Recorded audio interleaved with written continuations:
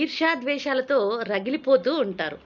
మరి ఫస్ట్ ఉద్యోగం, ఉపాధి, చేసే పని, చదువు, పని, పరీక్ష, పెళ్ళి, వాళ్ళ వ్యక్తిగతమైనటువంటి ఎన్నో అంశాలు ఊలో ఉన్నాయి. రెండవ అంటే ఊహలు, ఊహించుకొని జీవించడం. ఆ ఊహలను నిజాలు చేసుకోవడం. నిజం కానప్పుడు భయాలు కలగడం. ఈ ఊలోని రెండవ అక్షరంలో. సో మరి అసలు సమస్యలు ఎక్కడి నుంచి ఎక్కడి దాకా వెళ్తున్నాయో చూస్తే మనకి అర్థమవుతుంది. ఇవి నెరవేరనప్పుడు, ఎక్కువ ఒత్తిడికి లోనైనప్పుడు మనిషి చనిపోవాలని, ఆత్మహత్య చేసుకోవాలని, సూసైడ్ చేసుకోవాలని రకరకాలుగా ఆలోచనలు కలుగుతున్నాయి. ఆలోచనలను అదుపు చేయడం ఎలా? ఈ ఆలోచనలు అదుపు చేస్తేనే కదా సరైనటువంటి నిర్ణయం మనం తీసుకోగలము.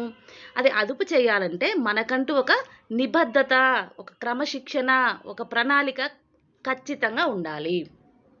దీనికి తోడుగా మెడిటేషన్, మన ఇష్టాదైవాన్ని ప్రార్థించే విధానము, భజన్స్, సాంగ్స్ పాడుకోవడం, డ్యాన్స్ చేయడం, మనకు నచ్చినట్టుగా స్వేచ్ఛగా కొంతకాలం, కొంత సమయం మనం గడపగలగాలి. అప్పుడే మనము ఈ యొక్క ఒత్తిడిని జయించగలము. ఒత్తిడిని జయించడంలో ఇంకొన్ని సూత్రాలు ఉన్నాయి. అవేంటి? ముందుగా మనకి బాగా ఒత్తిడి కలిగినప్పుడు కొంత వాటర్ని తాగాలి.